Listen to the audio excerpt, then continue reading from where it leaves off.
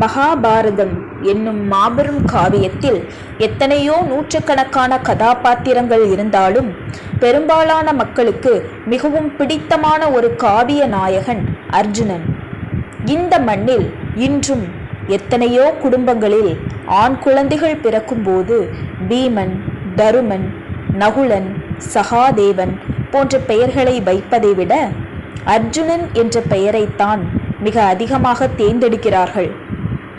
எதையும் நோக்கி செல்லக்கூடிய அவனுடைய தீரம், துணிச்சல், இலக்கு எதுவோ அதை அடைந்தே தீருவது என்பதில் அவனுக்கு இருந்த உறுதி ஆகிய காரணங்கள்தான் அர்ஜுனன் மீது மக்களுக்கு இவ்வளவு பெரிய ஈர்ப்பை ஏற்படுத்தி இருக்க வேண்டும்.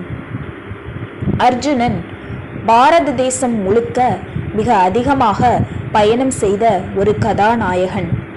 அது மட்டுமில்லாமல் தேவலோகத்திற்கு சென்று வந்த கூடுதல் பெருமையும் அவனுக்கு உண்டு. அப்படிப்பட்ட ஒரு மாபெரும் வீரனின் வாழ்க்கையில் நடந்த ஒரு உன்னதமான பயணத்தை பற்றிய கதை இது. பாண்டவர்களும் திரௌபதியும் காட்டில் வாழ வேண்டிய வனவாசம் ஆரம்பமான ஆரம்ப காலகட்டம் அது. இன்னும் 13 வருடங்கள் அவர்கள் காட்டிலேயே கழிக்க வேண்டும். ஆரம்ப காலங்கள் எப்பொழுதுமே எல்லோருக்குமே மிகவும் கடினமாகத்தான் இருக்கும். அந்த கடினமான சூழ்நிலையில் அவர்களுக்குள் பலவிதமான கருத்து மாறுபாடுகள் ஏற்படத் தொடங்கின. அர்ஜுனன் பொதுவாக தன் மனதிற்குள் இருக்கும் குரல்களையும் வேதனைகளையும் வெளியே கொட்டும் மனிதன் கிடையாது. எல்லாவற்றையும் தனக்குள்ளேயே வைத்துக் கொள்வான். அண்ணன் தருமனை எதிர்த்து ஒருபோதும் பேச மாட்டான். ஆனால் பீமன் அப்படிப்பட்டவன் அல்ல. பீமனுடைய குரல் மகாபாரதம் முழுக்க ஒலித்து கொண்டே இருக்கிறது. பீமன் திரும்ப திரும்ப தருமனிடம் சென்று, நீங்கள் செய்தது மிகப்பெரிய தவறு. இந்த நிபந்தனையை ஒத்துக்கொண்டு நாம் 13 வருடம் காட்டில் இருக்க சம்மதித்து வந்திருக்க கூடாது என்று கோபமாக கூறினான். சத்திரியர்கள் செய்யக்கூடிய காரியமா இது? பகையை முற்றிலும் வேரோடு அறுப்பதுதானே சத்திரியர்களின் தர்மமாக இருக்க முடியும் என்று வாதிட்டான். சில விஷயங்களை மீதி வைக்காமல் தீர்த்துவிட வேண்டும். நெருப்பு, நோய், பகை ஆகிய மூன்றிலும் கொஞ்சத்தை பாக்கி வைத்தால் அது மீண்டும் பெருகிவிடும். அழித்தால் முற்றிலும் அழிக்க வேண்டும். அதுதான் நம்முடைய தர்மம் என்று கூறினான். பொறுத்து போவது தர்மம் அல்ல என்றும், தருமன் 13 வருடங்கள் கழித்து செல்லலாம் என்று கனவு கண்டு கொண்டிருப்பதாகவும், 3வது வருடம் அஞ்ஞாத வாசம் இருக்கும் போது யார் கண்ணிலும் படாமல் எப்படி மறைந்து வாழ முடியும் என்றும் கேள்வி எழுப்பினான். நாடு முழுக்க தெரிந்த அர்ஜுனனையோ தன்னையோ பார்த்தால் எல்லோரும் எளிதாக கண்டுபிடித்து விடுவார்கள் என்றும், 13 வருடங்கள் கழித்து துரியோதனன் நாட்டை திருப்பித் தரப்போவதில்லை, மீண்டும் ஒரு 13 வருடங்கள் காட்டிற்குத்தான் அனுப்ப பார்ப்பான் என்றும் பீமன் எச்சரித்தான். எனவே உடனே சென்று போர் புரிந்து நம் நாட்டை மீட்டெடுத்து பாஞ்சாலியை அவமானப்படுத்தியவர்களை பழிவாங்க வேண்டும் என்று பீமன் தருமனை மிகவும் வற்புறுத்தினான். அதற்கு தருமன் தன் வழக்கமான பாணியில், நாம் 13 வருடங்கள் காட்டில் இருந்து விட்டு வருகிறோம் என்று வாக்கு கொடுத்து விட்டோம். அந்த உடன்படிக்கைக்கு ஒத்துக்கொண்டு வந்த பிறகு அதை மீறக்கூடாது என்று அமைதியாக பதிலளித்தார். பீமன் கேட்காமல் மேலும் கொதித்து போகவே தருமன் அவனிடம், எதிரி பக்கத்தில் யார் யாரெல்லாம் இருக்கிறார்கள் என்று யோசித்து பார்த்தாயா என்று கேட்டார். அங்கே கர்ணன் இருக்கிறான். அவனுக்கு முன்னால் அர்ஜுனனால் கூட எப்போதும் நின்று எளிதாக வென்றுவிட முடியாது. அப்படிப்பட்ட மகாரதன் அவன். அது மட்டுமில்லாமல் பீஷ்மர், துரோணர், அஸ்வத்தாமன் என எத்தனையோ பெரும் வீரர்கள் துரியோதனன் பக்கத்தில் இருக்கிறார்கள். நாம் வெறும் ஆத்திரத்தோடு மட்டும் போய் அவர்களோடு சண்டை போட்டு ஜெயித்துவிட முடியுமா? நமக்கு அப்படிப்பட்ட படைபலமும் ஆயுத பலமும் எங்கே இருக்கிறது என்று தருமன் கேள்வி எழுப்பினார். தருமன் கேட்ட அந்த ஆயுத பலம் மற்றும் படைபலம் குறித்த கேள்விதான் அர்ஜுனனின் மனதை தூண்டியது. எனக்கான கூடுதலான படைபலமும் ஆயுத பலமும் வேண்டும் என்றால் நான் என்ன செய்ய வேண்டும் என்ற கேள்வி அர்ஜுனனை ஒரு புதிய பயணத்திற்கு தயார்படுத்தியது.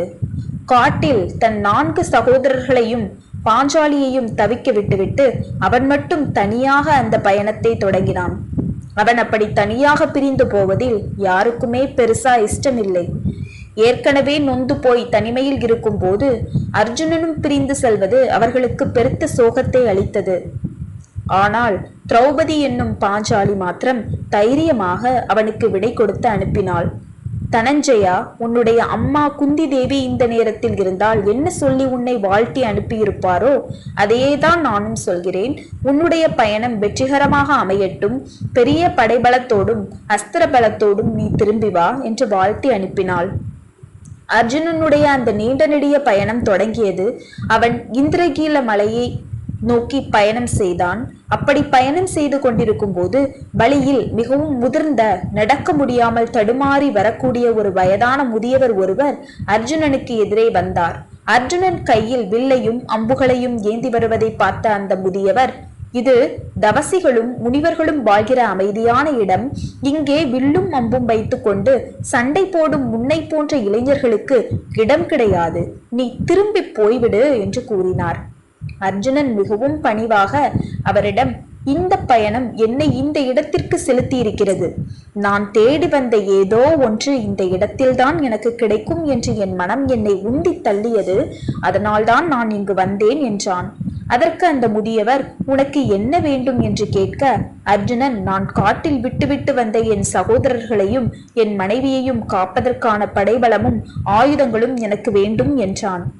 ஆயுதங்களை தேடி வரும் இடமா இது என்று முதியவர் மீண்டும் கேட்க, இவனோ அது ஒன்றுதான் எனக்கு தேவை என்பதில் உறுதியாக இருந்தான்.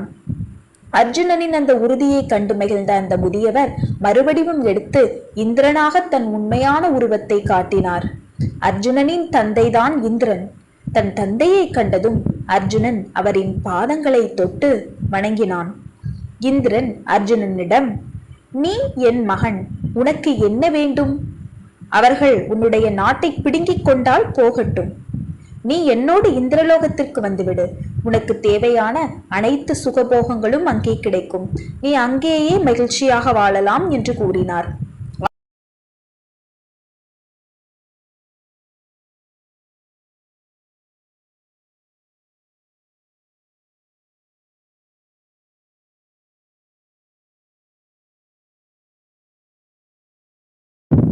ஆனால் அர்ஜுனனின் மனம் தளராத உறுதி கொண்டது. அவன் தன் தந்தையிடம், நீங்கள் எனக்கு எந்த செல்வங்களை கொடுத்தாலும் எந்த சுகபோகங்களை கொடுத்தாலும் அது எதுவுமே எனக்கு தேவையில்லை. எனக்கு தேவை என் சகோதரர்களும் நானும் பாஞ்சாலியும் திரும்ப பெறுகிற அந்த மாபெரும் வெற்றி மட்டும்தான். எங்களுடைய அவமானம் துடைக்கப்பட வேண்டும். அதற்காகத்தான் நான் வந்திருக்கிறேன். இனி எனக்கு வெற்றி தவிர வேறு எதுவும் வேண்டாம் என்று அர்ஜுனன் உறுதியாக கூறினான். மகனின் இந்த தீர்க்கமான பதிலை கேட்டு இந்திரன் பெரிதும் மகிழ்ந்தார். அவர் அர்ஜுனனுக்கு ஒரு வழியை காட்டினார். நீ சிவபெருமானை நோக்கி மிக கடுமையான தவம் செய். அந்த தவம் எளிதானது அல்ல, மிகவும் கடினமானது. சிவனுடைய கருணை உனக்கு கிடைத்தால் சிவனிடமிருந்து நீ பாசுபதாஸ்திரத்தை கேட்டு வாங்கு. அதுதான் உன்னுடைய வெற்றிக்கு தேவையானது என்று தந்தை மகனுக்கு வழிகாட்டினார். சிவபெருமானுக்கு எல்லாமே 5 தான். சிவனுக்கு 5 முகங்கள் இருப்பது போல அவரிடம் 5 முக்கியமான அஸ்திரங்கள் இருக்கின்றன.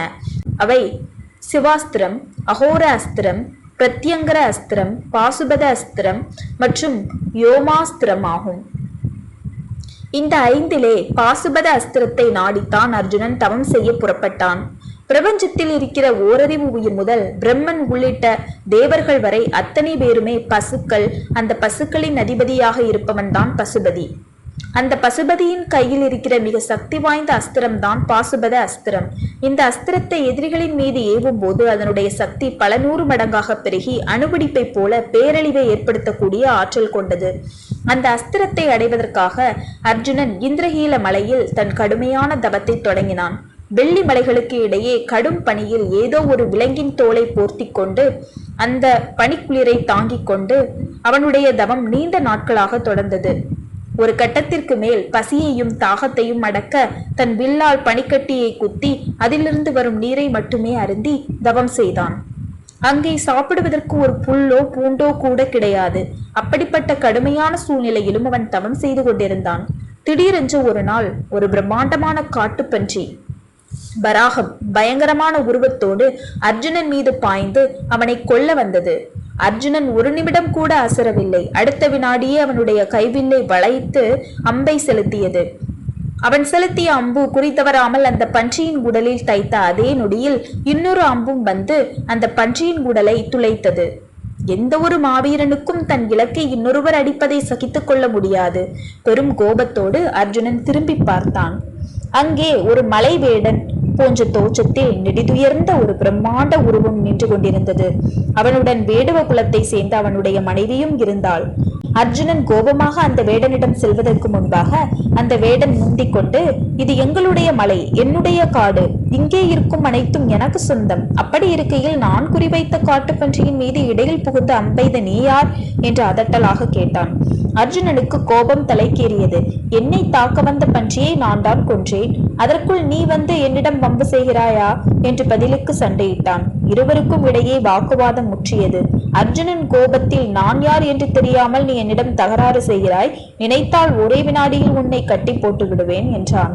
அதற்கு அந்த வேடன், அப்படியா, அதைத்தான் செஞ்சு பாரேன் என்று சவால் விட்டான். வீரர்களுக்குரிய தன்முனைப்பு, ஈகோ அர்ஜுனனுக்குள் தீயாக பற்றி எறிந்தது. உடனே தன் புகழ்பெற்ற வில்லை எடுத்து அதிலிருந்து பாம்புகளைப் போல வளைந்து நெளிந்து செல்லக்கூடிய நூற்றுக்கணக்கான அம்புமலையை அந்த வேடன் மீது பொழிந்தான். ஆனால் ஆச்சரியப்படும் விதமாக அந்த அம்புகள் அனைத்தும் மலர் மாலைகளாக மாறி அந்த வேடனின் காலடியில் விழுந்தன. இதனால் மேலும் உக்கிரமடைந்த அர்ஜுனன் பல்லாயிரக்கணக்கான பானங்களை அம்புமலையாக பொழிந்தான். ஒரு பெரிய மலையின் மீது மழை பெய்தால் அந்த மலை எப்படி அசையாமல் அதை வாங்கி கொள்ளுமோ அதுபோல அந்த வேடன் தன் பிரம்மாண்ட உடலால் அந்த அம்புமலையை மிகவும் சாதாரணமாக வாங்கி கொண்டு நின்றான். அர்ஜுனனால் தன் கண்ணையே நம்ப முடியவில்லை. ஒரு நிமிடம் அவனுக்கு என்ன நடக்கிறது என்றே புரியவில்லை. கடும் கோபத்துடன் தன் முதுகெலும்பாக கருதப்படும், யாராலும் தூக்கக்கூட முடியாத தன் காண்டீப வில்லை கொண்டே அந்த வேடனை ஓங்கி அடித்தான். ஆனால் அவனுக்கு ஒன்றும் ஆகவில்லை. அவன் புன்னகைத்துக் கொண்டே நின்றான். அந்த புன்னகையில் மின்னிய ஏதோ ஒரு ஒளி அர்ஜுனனை கட்டி போட்டது போல இருந்தது. பிரபஞ்சத்தின் அத்தனை ரகசியங்களும் அந்த சின்ன புன்னகை கீற்றில் தெரிவது போல அர்ஜுனனுக்கு ஒரு மாய தோற்றம் ஏற்பட்டது. தன் வில்லை பிடுங்கி வீசிய இந்த வேடன் யாராக இருக்க முடியும் என்று வியந்தான். இருந்தாலும் கோபம் அவன் அறிவை மறைக்க சுற்றியிருந்த பெரிய கற்களை எடுத்து வேடன் மீது எறிந்தான். சாக்கிய நாயனார் கல்லால் அடித்து பூஜை செய்ததை இன்முகத்தோடு தாங்கிக் கொண்ட பரமசிவன் போல அந்த வேடன் அர்ஜுனன் எறிந்த அத்தனை கற்களையும் தாங்கிக் கொண்டு ஒரு சின்ன புன்னகையோடு நின்றான். அவன் மட்டுமன்றி அவனருகில் இருந்த அவனுடைய மனைவியின் கண்ணிலும் புன்னகையும் பேரன்பும் கருணையும் மின்னின. அவளுடைய முகத்தை பார்த்த மாத்திரத்தில் தாயின் மடியில் தலை வைத்து படுத்திருப்பது போன்ற ஒரு பேரமைதி அர்ஜுனனின் மனதிற்குள் ஏற்பட்டது. இருப்பினும் அவனுக்குள் இருந்த வீரன் அவனை மீண்டும் தூண்ட வில், அம்பு, கல் என அனைத்தும் தீர்ந்து போனதால் தன் முஷ்டிகளை மடக்கி நேருக்கு நேர் மற்போருக்கு சென்றான். அப்போது அந்த வேடன் புன்னகையோடு அர்ஜுனனை தழுவி தன் இரு கைகளாலும் இறுக்கி அணைத்து கொண்டான். அந்த இரும்பு பிடியில் சிக்கிய அர்ஜுனனால் தன் கையையோ காலையோ தலையையோ கூட அசைக்க முடியவில்லை. மாவீரனான அர்ஜுனன் அப்படியே செயலற்று நின்றான். ஆபத்தான மற்றும் இக்கட்டான கட்டங்களில் ஒரு வீரனுக்கு தேவைப்படும் அந்த ஒரு நிமிட அமைதி அர்ஜுனனுக்குள் ஏற்பட்டது. எத்தனையோ பெரிய பகைவர்களை வென்ற என்னை இப்படி ஒரே பிடியில் கட்டி நிறுத்த யாரால் முடியும் என்று அவன் சிந்திக்கும் போது அவனுடைய சிந்தை அவன் தேடி வந்த பரம்பொருளான சிவபெருமானின் பாதங்களில் போய் நின்றது. மகாதேவனான சிவனை நினைத்த அந்த வினாடியிலேயே தன்னை சுற்றி பிணைந்திருக்கும் அந்த உறுதியான கைகள் வேறு யாருடையதும் அல்ல, சிவபெருமானின் கைகள் தான் என்ற பேரறிவு அவனுடைய ஆன்மாவிற்கு புரிந்தது. உடனே அவன் தன் கர்வங்கள் யாவும் நீங்கி கீழே விழுந்து அந்த பாதங்களை பற்றி கொண்டு கண்ணீர் விட்டான். தலை நிமிர்ந்து பார்த்தபோது அங்கே வேடன் இல்லை. அவனுடைய கைகளில் மானும் வலுவும் மின்னின. அவனுடைய தொண்டை வானத்தின் நீளம் போல நீலகண்டமாக பிரகாசித்தது. உலகையே ஆட்டிப்படைக்கும் அந்த இரு கண்களுக்கு இடையே நெற்றிக்கண் செக்க செவேல் என்று மின்னியது. உமாதேவியோடு காட்சி தந்த அந்த பரம்பொருளின் காலடியில் விழுந்து, உங்களை பார்க்கத்தான் வந்தேன் என்று கதறி அழுதான் அர்ஜுனன். சிவபெருமான் அவனிடம், என்னை எதற்கு பார்க்க வந்தாய் அர்ஜுனா என்று கேட்க, அர்ஜுனன், எனக்கு பாசுபதாஸ்திரத்தின் பலம் தேவை என்றான். அர்ஜுனனின் நீண்ட பயணம், அவனுடைய உறுதி, தெளிவு, கடைசி வினாடி வரை போராடி அவனுடைய விடாமுயற்சி ஆகிய எல்லாவற்றிற்கும் பரிசாக சிவபெருமான் அந்த பாசுபத அஸ்திரத்தை அவனுக்கு கொடுத்தார். ஆனால் அதே சமயம் ஒரு நிபந்தனையையும் விதித்தார். இந்த அஸ்திரத்தை எல்லா நேரங்களிலும் பயன்படுத்தக்கூடாது, போர்க்களத்தில் வேறு வழியே இல்லை என்று இறுதி கட்டம் வரும்போது மட்டும்தான் இதை பயன்படுத்த வேண்டும் என்று கூறி மறைந்தார். பாசுபத அஸ்திரத்தை பெற்றுக்கொண்டு அர்ஜுனன் திரும்பி வரும் பாதை எங்கும் இறைவனால் தழுவப்பட்ட அவனுடைய உடல் விண்ணில் பறப்பது போல லேசாக இருந்தது. அவனுடைய உடலில், உள்ளத்தில், அறிவில் இருந்த அத்தனை குறைகளும் நெகட்டிவ் எண்ணங்களும் யாரோ கழுவி துடைத்த சுத்தமான பாத்திரத்தை போல பளபளத்தன. வாழ்க்கையில் எல்லாவற்றையும் கண்டுவிட்ட ஒரு பேரமைதி அவனுக்குள் வந்தது. உண்மையிலேயே ஒரு வீரனுக்கு தேவை தன் நெஞ்சிற்குள் சலனங்கள் இல்லாத அமைதிதான். அந்த அமைதி வரும் வரை நம்முடைய மனம் நம்முடைய சொற்களாலேயே நிரம்பியிருக்கும். எனக்கு அது வேண்டும், இது சரியில்லை, அவன் சரியில்லை என்று சொற்கள் தான் ஆதிக்கம் செலுத்தும். ஆனால் எப்போது இறைவனின் தரிசனம் கிடைக்கிறதோ அதற்கு பிறகு சொற்கள் இல்லாத அமைதி மட்டுமே எஞ்சும். அந்த அமைதியில்தான் பரம்பொருளின் உண்மையான சொல் நம் காதில் விழும். ஏதோ ஒரு காட்டுக்கோவிலில் கருவறையில் இருக்கும் சிவலிங்கத்தின் பக்கத்தில் ஏற்றப்பட்ட ஒரு சின்ன விளக்கின் சுடர் எந்த காற்றிலும் அசையாமல் நேராக எரிவது போல அர்ஜுனனின் மனம் என்னும் சுடர் சலனங்கள் இன்றி அமைதியாக நின்றது. தனக்கு இந்த வழியை காட்டிய தன் தந்தை இந்திரனுக்கு நன்றி கூறிவிட்டு தன் அண்ணனையும் பாஞ்சாலியையும் போய் பார்க்க வேண்டும் என்ற ஒரே எண்ணத்தோடு அர்ஜுனன் இந்திரகீல மலையிலிருந்து இறங்கி வர தொடங்கினான் என்று வியாசர் இந்த உன்னதமான கதையை முடிக்கிறார். பரம்பொருளை நேரில் தரிசிக்கும் வாய்ப்பு கிடைத்த பிறகும் கூட அவரோடே சண்டை போடுவது போன்ற ஒரு போராட்டம் நிறைந்த கதை இது. இது வெறும் கதை அல்ல, நம்முடைய வாழ்க்கைதான் இது. கடவுளுக்கு மிக அருகில் இருக்கும் போது கூட எதனுடனாவது சண்டை போட்டுக்கொண்டே இருக்கும் மனித வாழ்க்கை இது. ஆனால் எப்போது நம் மனதிற்குள் அந்த பேரமைதி வந்து விடுகிறதோ அதற்கு பிறகு சலனங்கள் இல்லாத நிம்மதி மட்டும்தான் இருக்கும். அந்த நிம்மதி நம் மனதிற்குள் வந்துவிட்டால் உலகில் எந்த பெரிய காரியத்தையும் நம்மால் தடைகளின்றி செய்து முடித்துவிட முடியும். அதனால்தான் தடைகளே எதிரில் வராத மாவீரனாக அர்ஜுனன் இன்றும் இதிகாசத்தில் ஜொலித்துக் கொண்டிருக்கிறான்.